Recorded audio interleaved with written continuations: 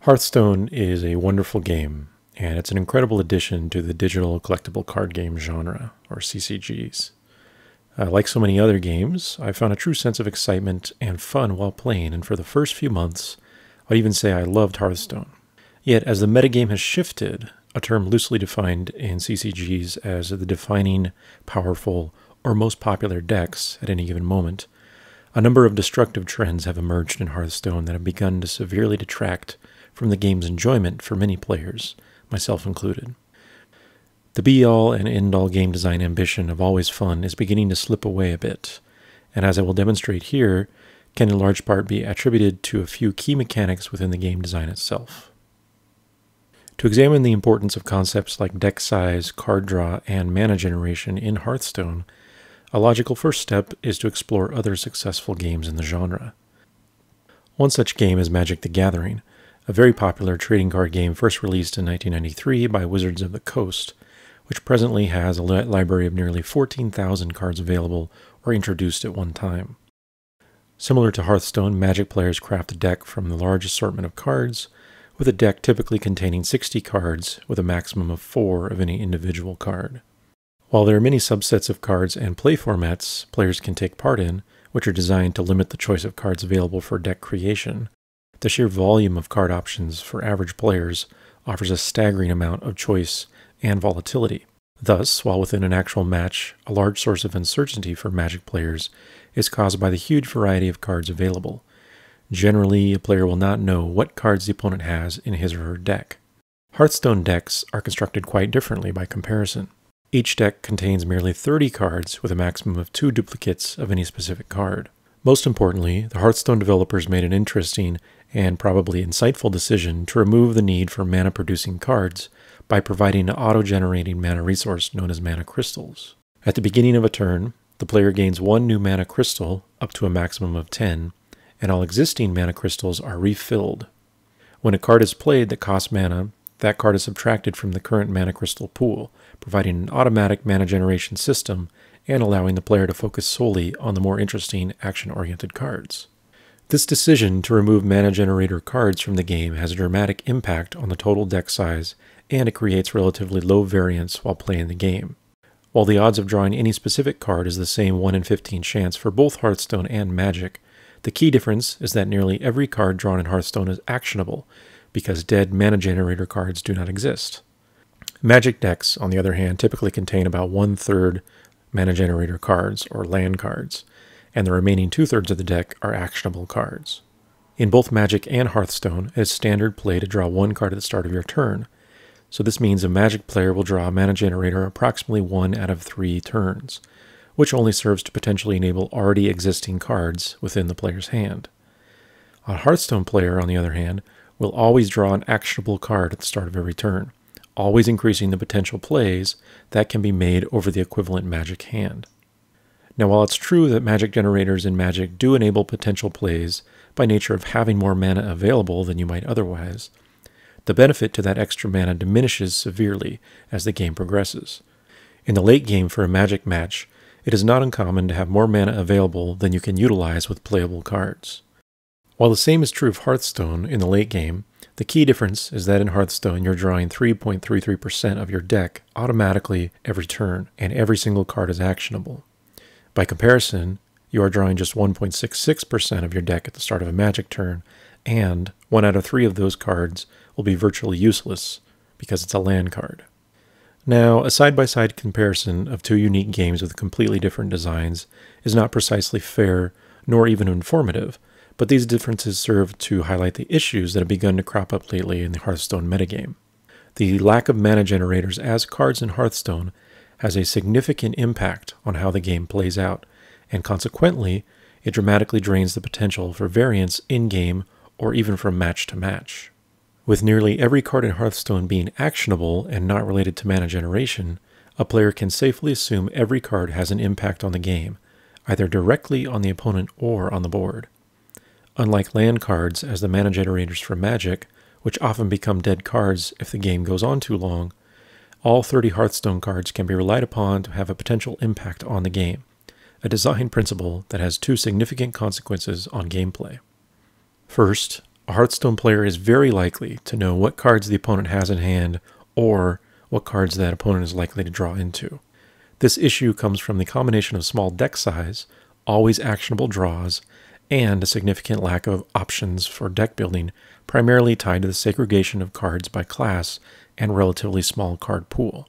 Now, Hearthstone is designed around famous characters from the Warcraft universe, each of whom personify a specific hero or class, and this flavors everything from the hero portrait and voiceovers to class-specific cards. Upon the game's release, each Hearthstone class had access to 25 class-specific cards, which can only be used in a deck for that particular hero. While there are also a large assortment of neutral cards, cards that have no class-specific allegiance, in most cases a newly created deck will contain only the most powerful and reliable cards that match the style for that deck. Since deck size is limited to such a relatively small number, the room for variation or experimentation in the deck building process is almost completely eliminated in favor of the strongest cards that fit the required role. This lack of choice in deck creation and relative strength of particular deck builds causes players to near instantly recognize the deck of the opponent at the outset of the game. The significant lack of diversity is most apparent when even an average player can see only the class of the opponent and within the first 1 or 2 turns be capable of listing off 90% or more of the cards in that opponent's deck. This issue can be seen to some degree for every hero in the game, but it's most prevalent in the strongest decks that exist in the current meta, such as Miracle Rogue, Handlock, or Zoolock. The recently released Curse of Naxxramas Adventure for Hearthstone promises to deliver 30 additional cards all told, 9 of which are class cards, 1 for each class. While it's exciting news for many Hearthstone players to finally see new cards in action, this relatively small number of additional cards will only serve to shift the metagame into slightly different decks than exist right now. Once the dust settles, the same issue of instant recognition for the majority of the most powerful decks will still dominate the ladder and even tournament scene. The second issue with always actionable cards in Hearthstone is that a Hearthstone player is very likely to draw into an actionable card that he or she needs to immediately win the game. Now, during Hearthstone's beta testing phase, and even for some time after release, Hearthstone was a fresh and still somewhat unknown game to the player base as a whole. During this period, a wide variety of strategies and decks were available and viable, from aggression or control style to mid-range or even late game. As the game matured, the community began to recognize that the most reliable avenue to victory in Hearthstone was through aggression and, most importantly, extreme card combinations. The fairly small health pools of 30 hit points, compared to the burst damage potential, means that in most cases, decks with a finisher combo will ultimately be superior. The most infamous source of this burst damage potential at present is Leroy Jenkins, a card that can deal 6 attack damage the same turn it's played due to the charge attribute. Combined with cards like Shadow Step for rogues or Faceless Manipulator for other classes, such as Warlock, it's not uncommon for a player to be capable of dealing 15 or more surprise damage in a single turn, well over half the opponent's total health. Now, in fact, the charge mechanic, or equivalent through spells, which effectively allows damage to be dealt without any warning to or reaction from the opponent, is the primary factor in nearly all burst damage finishers used in the current metagame. Leroy Jenkins is the most well-known, but Druids will also use the very popular Force of Nature plus Savage Roar combo for 14 burst damage. Zoo Warlocks might use Doomguard, Shamans with Alakir the Windlord or Doomhammer, along with Rockbiter weapon, or even mages with combined spell damage from Fireball, Frostbolt, and Ice Lance. This list just goes on and on. Invariably, due to the strength of these card combinations, the metagame has almost entirely shifted towards decks that take advantage of these extreme combinations in the most powerful and consistent way possible. Since a player will automatically draw that 3.33% of his or her deck at the start of every turn, and because all cards are actionable and have potential impact on the game, many decks focus on creating card draw opportunities through the early game until the finisher combo is assembled in hand. Once assembled, the player must merely remove any barriers that exist to executing that combo, usually in the form of a taunt minion for the opponent, and with enough mana, the combo is unleashed and the game is won. This trend in gameplay leads to very disheartening experiences for a large portion of players. facing a highly aggressive or combo-heavy deck often means the opponent is largely playing the game in a vacuum, with far less regard for their opponent than would normally be required. By and large, a Miracle Rogue, for example, is often able to focus attention on efficiently drawing cards and cycling through his or her own deck to build up combo pieces for the finishing blow. The Rogue's opponent is only a means to distract from that goal. Rather than playing a back-and-forth match each turn, the Miracle player can essentially play a solo game, only considering the opponent's play for how it most efficiently enables the card draw and build-up toward combo pieces. With the release of Curse of Naxxramas introducing a few new cards, the aggressive styles still remain just as popular, if not more so, with decks like the Warlock Nax Zoo. Naxxramas Zoo is a spin-off of standard Warlock Zoo that incorporates a few of the stronger Nax cards such as Nerubian Egg and Haunted Creeper to get even more early minion strength on the board for an even stronger presence out of the gate. So far, we've identified a few key design components that have shaped the metagame within Hearthstone to date. Faster decks through always actionable cards, relatively low health pools, instant combo finishers or highly aggressive rapid damage, and a massive card draw capability. With these concepts in mind, we can now dive into the core abstraction that underpins all these factors, invariably leading to the strength of the aggressive or combo-heavy styles that dominate the game today: randomness. When talking about randomness in games, especially a card game like Hearthstone, it's vital to first differentiate the types of randomness that exist and compare the fundamental differences. Passive randomness refers to random events that are out of the player's control. For a game like Hearthstone, passive randomness is most frequently experienced through card draw and the overall order of cards within a 30-card deck. A good Hearthstone player will know his or her deck and can estimate the odds of drawing any particular card as the game progresses, but the randomness of drawing those cards in any particular order always exists and is the fundamental aspect of luck within CCGs as a whole. Now, of course, passive randomness can be found in many other games as well, and is most often manifested through the actions of the opponent or enemy. When Deep Blue made a move against Garry Kasparov playing chess, for example, that represents a passive random element for Kasparov. He must react to it in future moves. During a League of Legends match, whether the opposing team decides to stay spread in their respective lanes, or to team up and take down Baron instead, is another form of passive randomness that the opponents must react to. Active randomness is how I refer to random elements in a game that occur due to the player's direct actions. In Hearthstone, active randomness is most commonly seen when playing cards with random mechanics. Animal Companion, Arcane Missiles, Mad Bomber, and Ragnaros are just a few examples, but across the current catalog of about 400 Hearthstone cards, there are well over 40 cards with active random elements, and this is ignoring cards that have randomness simply due to their card draw. Perhaps not surprisingly, active randomness is far less common in competitive games, and for good reason. Randomness and skill are largely at odds with one another within competitive environments. Would Kasparov have been nearly as strong a chess player if every 10th move he made was randomly altered to a different move? Certainly not. And it's for this reason that most highly competitive games seek to avoid active randomness as much as possible. Real-time strategy games like StarCraft, first-person shooters like Counter-Strike, fighting games like Smash Brothers or Street Fighter, and of course classic board games such as chess or Go. All of these have almost entirely avoided active random elements to promote true tests of skill between players. So if active randomness is so harmful to truly competitive gameplay, then why does it exist in games like Hearthstone? Scaf Elias, a game designer at Wizards of the Coast for the majority of early Magic the Gathering expansions, offered his own insights into this question during his 2011 Game Developer Conference talk, What Can Video Games Learn from CCGs? As a very brilliant creative force behind one of the world's most successful CCGs ever created, and addressing an audience comprised of almost entirely fellow creatives in the gaming industry, Elias focuses his talk on key business lessons that CCGs have taught him.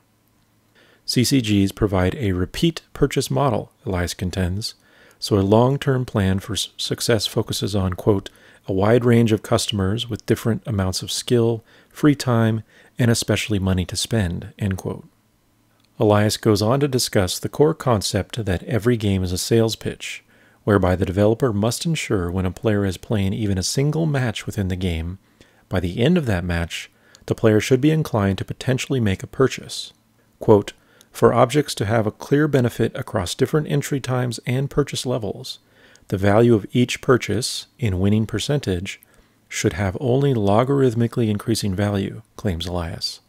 In other words, in a CCG setting like Magic the Gathering or Hearthstone, the first 10 packs of cards should provide a huge boost to the player's winning percent, while the 10 packs purchased when the player already has, say, 500 packs in their catalog should present a fairly small marginal gain in winning percent.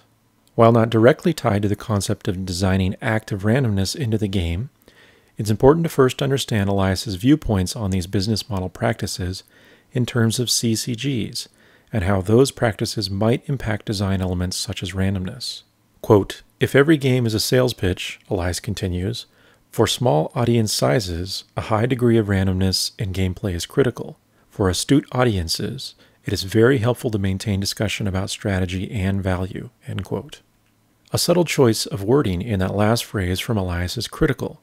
To maintain discussion about strategy and value. While not directly stated outright, the implication from Elias here is that an astute audience must simply be allowed to discuss strategy within the game itself, but not necessarily be able to consistently act upon that strategy. Again, Elias goes on to directly refer to the importance of randomness from a perspective of revenue. Quote, your customers are your salesmen.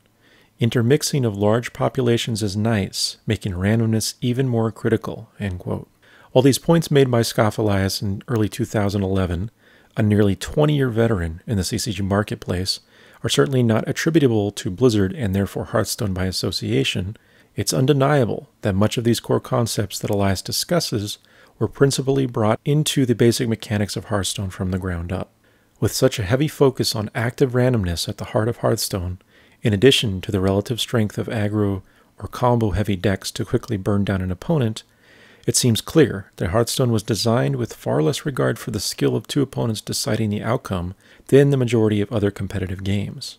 While individual skill is a moderate factor in how successful a player is in Hearthstone, by the very nature of its design, Hearthstone does not shy away from allowing randomness to dictate the outcome of a game. There is nothing inherently wrong with allowing a bit of randomness into a game, so long as those elements are appropriately accounted for. In his wonderful book, Uncertainty in Games, award-winning designer Greg Costachan discusses both the positive and negative outcomes of introducing random elements or luck into the design of a game. Quote, if a game contains even a small element of strategy, Costachan writes, then as the number of random tests approaches infinity, the outcome of the game is more and more likely to be dictated by strategy than by chance, end quote. Not only does this claim work mathematically, but it makes basic logical sense. Imagine two players sit down to play a game called 101 Flips, where one player is assigned heads and the other tails. If the players then flip a coin 101 times, the winner is determined by which sees their side of the coin come up more often at the end of 101 flips, and randomness is distributed fairly evenly across the entirety of the game. That is, a 50-50 chance on a single flip presents a very volatile random element for that individual flip of the coin. But since a full game consists of 101 total flips, as Costachan points out, the randomness matters less and less in the grand scheme as the number of flips within the game increases. On the other hand, Costachan also discusses the flip side of the coin, so to speak, by acknowledging the massive discrepancies that individual random elements can have on the outcome of a game if each random event is not of equal importance. Quote, this analysis presupposes that each random test has roughly the same impact on the game as every other such test. There are cases when this is very much untrue, he says. It might be that a handful of random tests are critical, end quote. Once again, this principle can easily be understood mathematically as well as logically by examining the 101 flips game. If a player is late for work perhaps and only has a short time to play, and the game is instead changed to 3 flips, now the random events are so few yet so vital to the outcome that one player will invariably be luckier than the other and dictate the entire outcome of the game. Obviously, using a game such as 101 flips, where the outcome is completely dictated by randomness and is in no way skill, is not directly comparable to discussion of video games like Hearthstone, but it sets a groundwork by which to examine these issues within those games. As previously discussed, Hearthstone already has a huge volume of potential sources of both active and passive randomness, and the problems crop up because these random elements are not evenly distributed nor remotely close to being equally impactful upon the outcome of the game. Probably the most well-known of these random elements to impact the outcome of a game is Randomness the Firelord, often seen deciding even high-profile matches in tournaments. In professional situations, these Randomness-decided matches were first seen during ESPN TV's Fight Night tournaments, and Randomness has often been the ultimate randomness for deciding matches ever since, even showing himself multiple times in the recent Intel Extreme Masters 11 Shenzhen and OnGameNet's Korea vs. China Masters, both taking place during July of this year. It is vital to stress that Randomness is just one extreme example because the outcome of his results are most immediate and apparent on the state of the game, especially because he is typically played at such a late point in the match. Yet as previously mentioned, there are many such cards and situations within a game of Hearthstone that are random determinations to the ultimate outcome of the match. The issue, as outlined by Greg Kostikian, is that in Hearthstone, these random events are not common enough within a single game to equalize the overall outcome, nor are the effects of these events distributed fairly between both players. Instead, far too often, one or two random events will dramatically and negatively impact the state of the game for a player to such a degree that victory within the game is almost hopelessly out of reach. These random elements are fundamentally tied to the concepts of active versus passive randomness as well. Some might argue, and rightfully so, that when a player chooses to play a Randomness or any other random element card in Hearthstone, that is in part a choice. It's a measured calculation of potential outcomes, and the skill inherent in that decision is what distinguishes a good player from a bad one. While this is true for the player making that play, as a form of active randomness on his or her part, the key factor here is the opponent's perspective. If an opponent plays Randomness and the random event ends in that opponent's favor, the only conclusion is that a random event dictated the outcome and the opponent was lucky, potentially to such a degree that the game is virtually unwinnable now for the non-Randomness player. In this situation, for the player facing down the Randomness, the play is a form of passive randomness, a random event that is outside of the control of that player. While the opponent was able to choose whether to risk the randomness of that play as an active decision, the player on the receiving end has no say in the matter, and thus no way to react before the randomness potentially dictates a massive swing in the game, if not an outright decision on the outcome of the game as a whole. So far, we've established that Hearthstone has core design elements focused on randomness, thereby enabling relatively unskilled players to be successful through the use of always actionable cards, aggressive or combo decks, and random outcomes. Even still, there are a few fundamental questions that remain. Does built-in randomness have a place in Hearthstone and games like it? And to what degree should a lesser skilled player be capable of defeating a greater skilled player?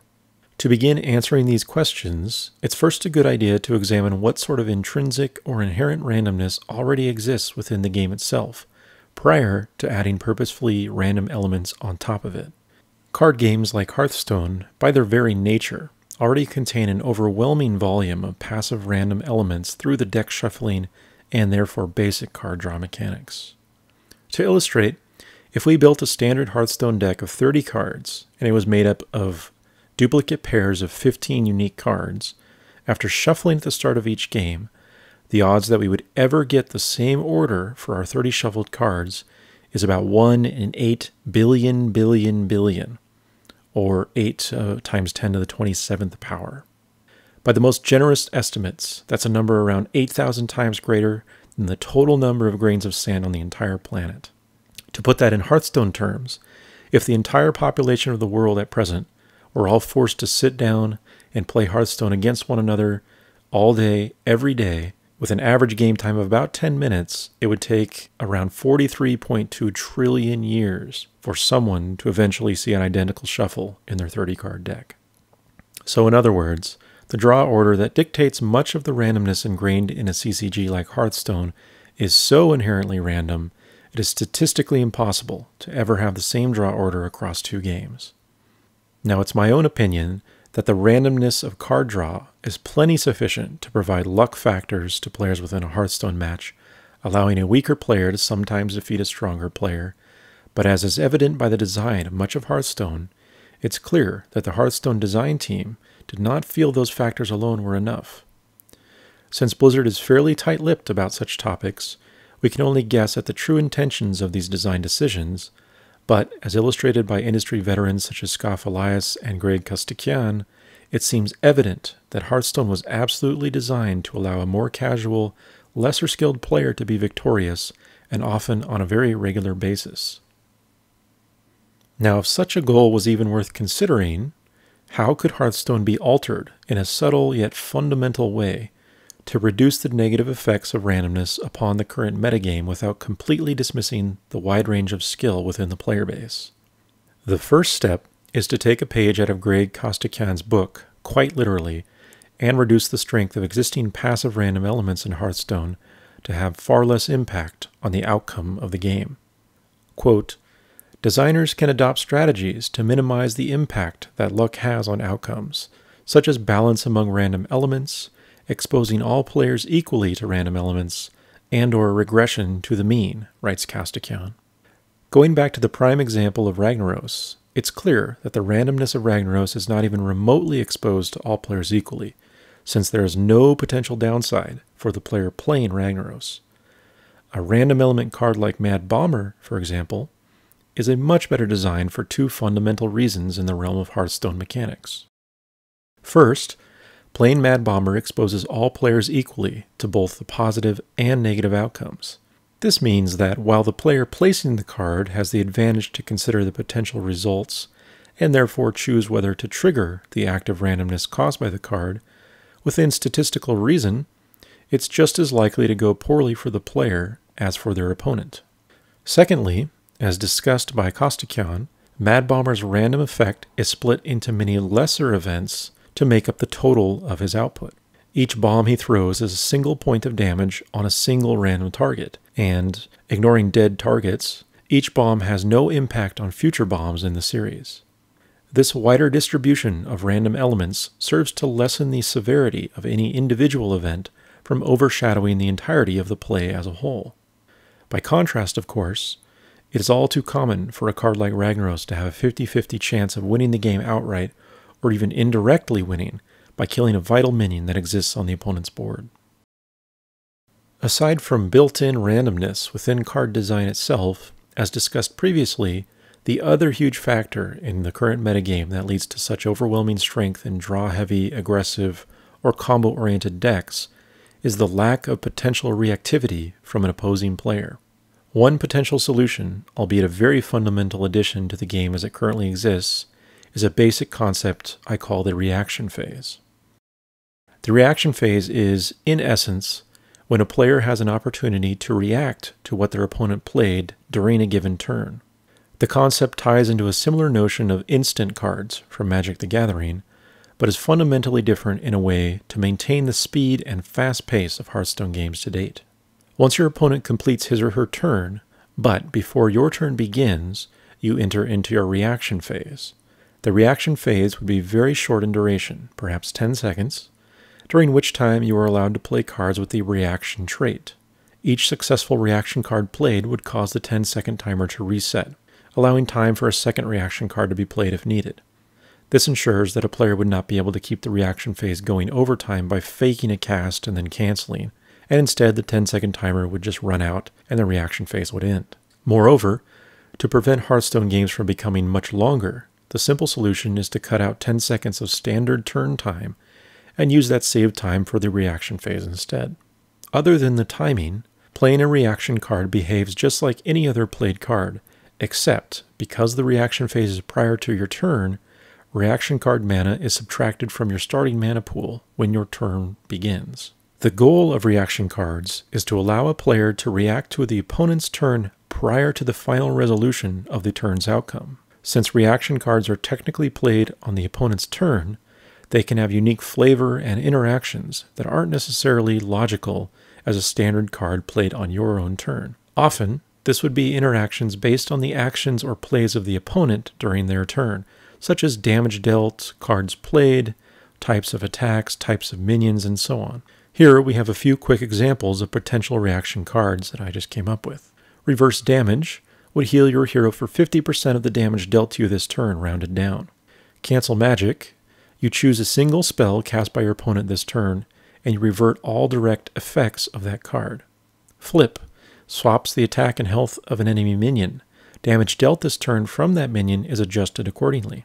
Bubble, all damage dealt to target minion this turn is reverted. Shield break, return all enemy minions played this turn with taunt to your opponent's hand. Draw down, return all enemy minions that dealt damage this turn to opponent's hand. While these are just a few examples, the reaction phase would need to provide a simple UI element when appropriate for selecting cards that are not on board, but were relevant in the previous turn, such as when you use Cancel Magic, you select among the spells the opponent played that previous turn. Reaction cards which have revert effects should also only alter actions for which that target card was directly responsible. So here's an example. Say you have a 4/4 Dark Iron Dwarf and a 4/5 Yeti on the board. Your opponent casts Flame Strike, dealing 4 damage to and killing the Dark Iron and leaving the Yeti at 1 health. The opponent uses his or her 1/1 Novice Engineer and deals 1 final damage to kill off your Yeti. During your reaction phase, at the end of this turn, use Cancel Magic and select the Flame Strike spell to cancel. The Flame Strike's direct effects are cancelled. This means the 4 damage that it dealt to the Dark Iron and the Chillwind Yeti is reversed. This means your Dark Iron Dwarf returns to the board as a 4/4 minion, and your Chillwind Yeti also returns as a 4/4 minion, but it's down 1 health because of the attack from the Novice Engineer.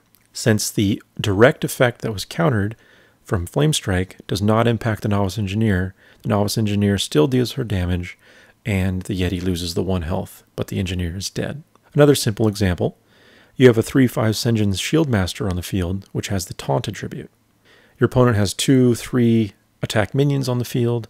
Your opponent casts Fireball and kills your Sen'jin, then attacks your hero with both 3 attack minions, dealing 6 damage to your hero. You cast Cancel Magic in your reaction phase, and you choose the Fireball spell to revert. Your Sen'jin no longer takes 6 damage, and thus is returned to the field as a 3/5 taunt minion. However, because the Fireball only directly affected the Sen'jin, the Cancel Magic has no impact on the 2/3 attack minions, nor the damage they dealt to your hero.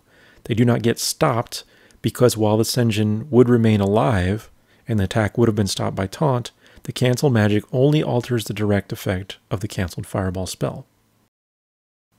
Overall, Hearthstone is a fantastic game, and it has potential to stand the test of time, but it needs to have some serious changes considered to reduce the reliance on the built-in random elements when inherent randomness already exists by nature of its CCG roots.